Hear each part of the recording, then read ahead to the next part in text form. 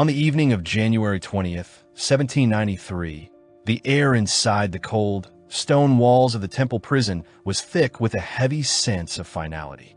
King Louis XVI, once the most powerful man in France, now condemned to death by the National Convention, spent his last hours in quiet reflection and tender farewell.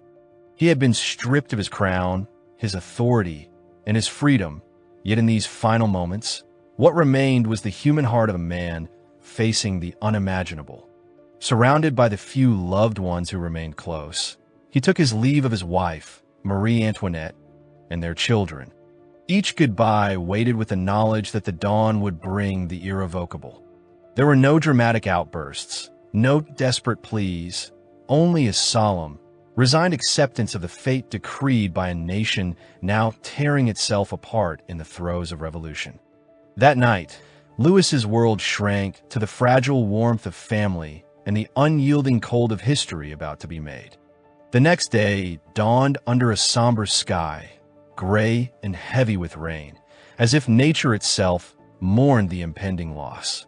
At precisely 8 o'clock in the morning, a powerful escort arrived at the prison gates, a detachment of 1,200 horsemen, armored and grim-faced, tasked with one of the most somber duties imaginable: to transport the former king to his execution. The journey ahead was long and carefully planned, winding through the streets of Paris, past the very heart of a city divided and scarred by revolution. The carriage that carried Louis was small and closed, a metal cage rolling slowly through the silent city, its prisoner isolated even within its confined space. Accompanying him was his confessor and spiritual guide, Henry Edgeworth, an English priest who had pledged his loyalty and faith to the fallen monarch despite the danger that surrounded them. It was Edgeworth's account of that journey that would later provide a poignant window into the last hours of man about to become a symbol of a shattered age. Inside the carriage, the atmosphere was heavy but strangely peaceful. The king, seated quietly, could not speak freely. The presence of guards meant that every word would be overheard, every whisper recorded. Yet rather than despair or bitterness, Louis exhibited a calm dignity that surprised those who witnessed it. Edgeworth offered him the only book he carried, a breviary, a small collection of prayers and psalms. The king accepted it with a quiet gratitude, his hands trembling slightly as he held the familiar volume. He requested that Edgeworth point out those psalms most fitting for a man facing death. And as the carriage rolled forward, Louis recited the ancient verses with steady, deliberate reverence. It was a profound display of faith and composure, one that left the armed guards around him momentarily stunned.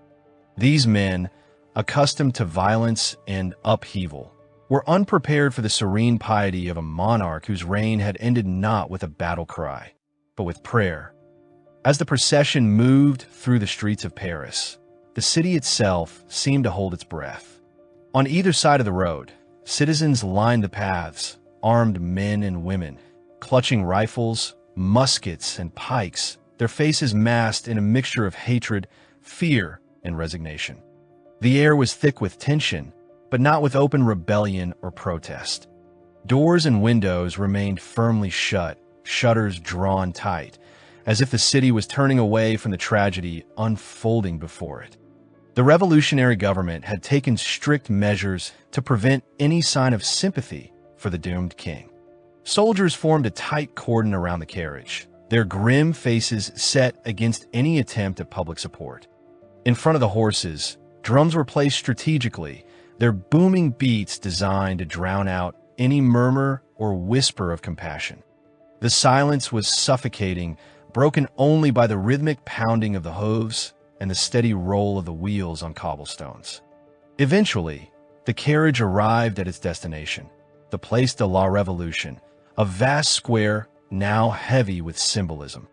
It was here, in this open expanse, that the final act of this tragic drama would unfold. The scaffold had been erected in the center, surrounded by a wide perimeter cleared of all but the most necessary soldiers and officials. Cannon stood ready to deter any disruption, their barrels pointed not at enemies abroad, but the restless crowd of armed citizens filling the square as far as the eye could see.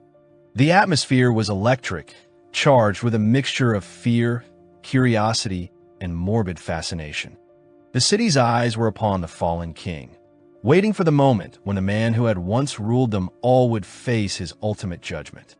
When the carriage finally came to a stop, Louis turned to his confessor and whispered quietly, "We have arrived, if I mistake not." Edgeworth, silent and steady, acknowledged the truth in that simple phrase. As a guard stepped forward to open the carriage door, the king raised a hand to stop the soldiers who would have jumped down first. Leaning gently on Edgeworth's knee, Louis spoke with the calm authority of a sovereign still commanding respect, even in his final moments. "Gentlemen," he said, his voice steady despite the gravity of the hour, "I am ready." With those words, the last chapter of Louis XVI's life began. He would leave the carriage, unshackled and unarmed, to face a fate that would echo through history: the fall of an ancient monarchy, the rise of a new France, and the tragic human cost of revolution. It was a moment marked by quiet dignity, profound sorrow, and the unyielding passage of time. In his final moments, the king made a solemn request, one that revealed a glimpse of his enduring humanity amid the storm of his downfall. He urged those around him to show kindness to a faithful companion. "I recommend to you this good man," he implored. "Take care that after my death no insult be offered to him." This plea was not just about mercy. It was a testament to the man's lingering concern for loyalty and honor, even as everything else slipped away. But no sooner had the king stepped down from the carriage than the harsh reality of his fate crashed down upon him. 3 guards swiftly closed in, like vultures circling their prey, intent on stripping him of his garments and, symbolically, his dignity. Yet the king would not be so easily broken. Instead of allowing the guards to undress him, he took control of the moment. With a proud and resolute air, he repelled their hands and began to undress himself. Slowly, deliberately, he loosened his neckcloth, opened his shirt, and arranged his clothing with his own hands. This act was more than mere preparation. It was a final assertion of autonomy, a refusal to be reduced to a helpless victim. The guards, momentarily disarmed by the king's firm and determined demeanor, faltered. Their confidence waned for just a heartbeat, but it was enough to reveal the steel in the man before them. Regaining their composure, they pressed closer, this time moving to seize his hands. The king's response was swift and fierce. "What are you attempting?" he demanded, withdrawing his hand from their grasp. "To bind you," one guard said coldly. "To bind me?" The king echoed with indignation, his voice rising like a storm. "No, I shall never consent to that." The defiance in his tone was unmistakable, a declaration that while his life was ending, his spirit remained unyielded. "Do what you have been ordered," he continued, "but you shall never bind me." It was a moment of personal rebellion, an assertion of dignity in the face of inevitable death. The journey to the scaffold was arduous. The path was rough, uneven, and treacherous, making every step a challenge. The king, once the most powerful man in the nation, now had to lean on the arm of his companion just to keep moving forward. His steps were slow, burdened not only by physical weakness, but by the weight of his imminent fate. For a brief, haunting moment, those who supported him feared that his courage might falter, that the years of suffering and betrayal had finally drained the last reserves of his strength. But then, at the very last step, something extraordinary occurred. The king suddenly released his companion's arm, planting his feet firmly and crossing the entire breadth of the scaffold with steady and purposeful strides. It was a silent but profound act of reclaiming agency, no longer a prisoner, but a man confronting death on his own terms. A heavy silence fell over the scene, broken only by the tension that filled the air. The 15 or 20 drums arrayed nearby, poised to drown out his final words, fell mute under the sheer force of his presence. And then, with a voice clear and unwavering, the king spoke words that would echo through history. I die innocent of all the crimes laid to my charge. I pardon those who have occasioned my death, and I pray to God that the blood you are going to shed may never be visited on France."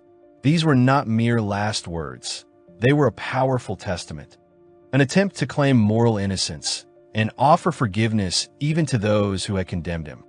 They reflected a hope that his death would not plunge his beloved country into further bloodshed and chaos. But the moment was fleeting. Suddenly, a man on horseback, clad in the National Guard uniform, burst into the scene with a fierce, almost savage cry. He ordered the drums to beat, shattering the silence and drowning out the king's solemn declaration. The air filled with the booming thunder of percussion, accompanied by voices from the crowd urging the executioners onward. The grim task that had been delayed resumed with renewed violence, as the executioners moved with brutal determination. The dignity of the king's final stand was overtaken by the relentless roar of revolution, and the crowd's hunger for the spectacle of justice, however brutal, was sated. In those final moments, the king's composure and courage stood as a stark contrast to the chaos that surrounded him.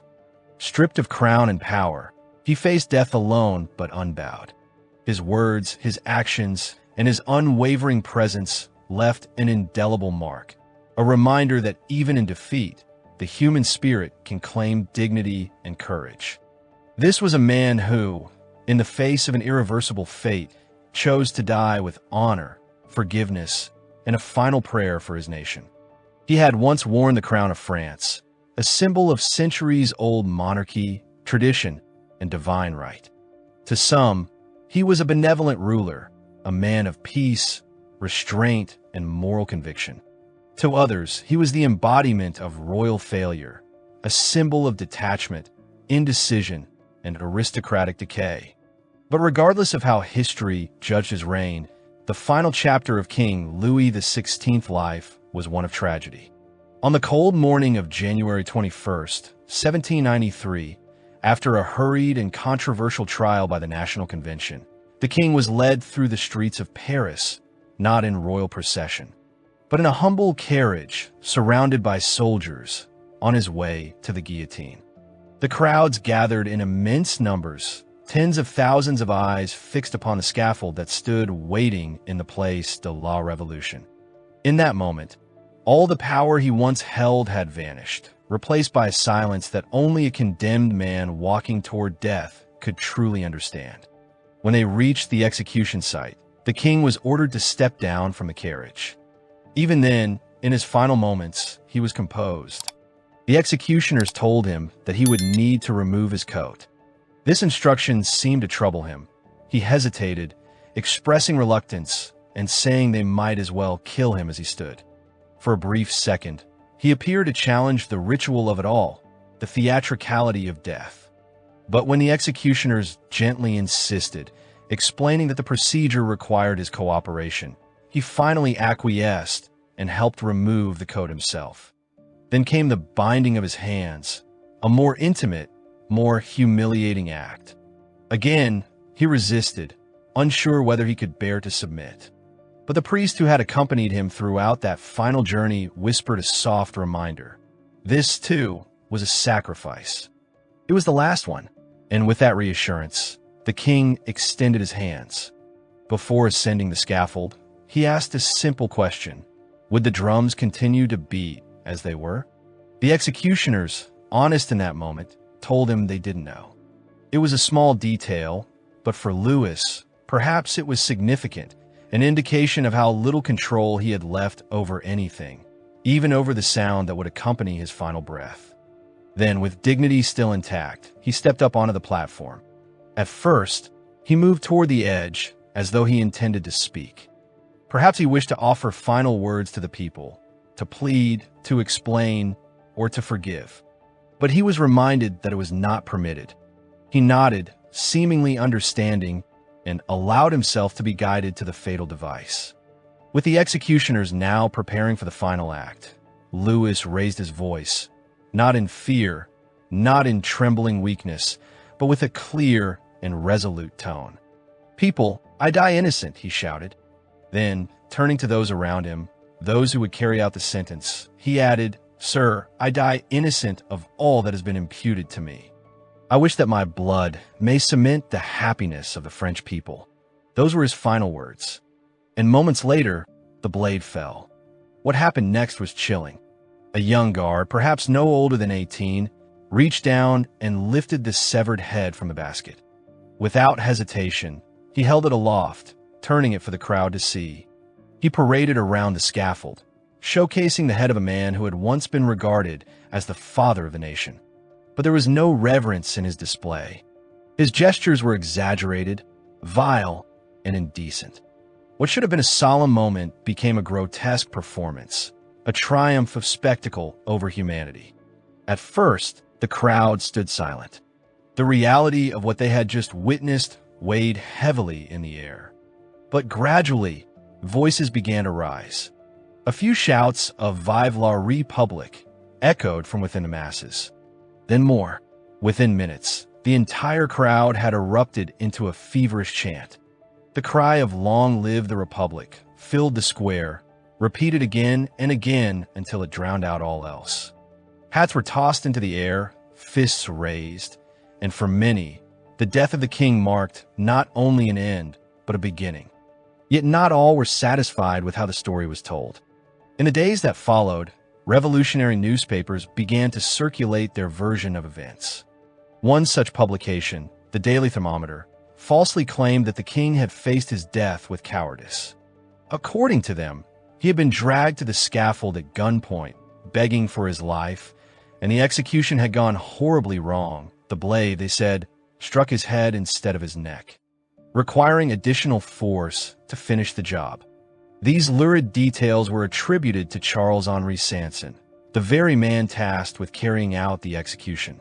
But Sanson was appalled, outraged by the lies. He refused to let the memory of what he had witnessed and what he had done be twisted into propaganda. In a public letter, he offered his own account, methodical and unembellished. He spoke of the king's composure, of his willingness to assist in the removal of his coat and the binding of his hands once the truth was explained. He described Louis's question about the drums, his calm ascent to the scaffold, and the moment he tried to speak. Most importantly, Sanson recalled the king's final declaration of innocence, spoken loudly, clearly, and without hesitation. For Charles-Henri Sanson, the execution was not a political performance.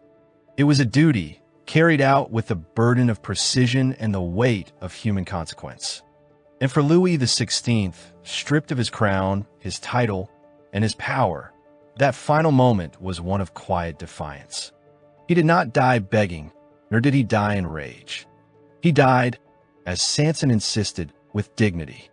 And whether one sees him as a martyr, a monarch brought low by fate, or a casualty of history's tidal waves, his final words still echo across the centuries. "I die innocent. May my blood cement the happiness of the French people." These were his final words, clear, measured, and exact. What occurred at the foot of the scaffold that day was not the dramatic resistance so often embellished by later accounts, but rather a quiet, almost mundane moment of disagreement. Louis XVI, King of France, stood before his executioners and saw no reason why he should remove his coat or have his hands bound. It was a small protest, a last attempt to retain some shred of dignity in a situation where everything else had already been stripped from him: his power, his crown, his family, and soon his life. Those present were not met with hysteria or pleas for mercy, but with a calm and unwavering resolve. The king's composure stunned everyone.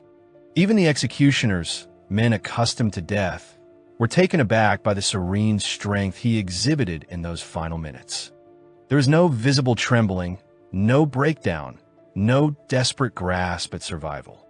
He stood there, still a figure of stature, with an air of quiet defiance that did not come from arrogance, but from somewhere deeper.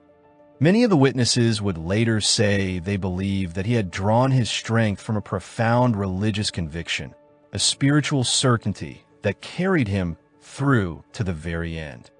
He seemed, in that moment, not just resigned to his fate, but spiritually prepared for it. This deeply human and haunting moment was recounted by Charles-Henri Sanson, the man who served as the royal executioner of France until 1795.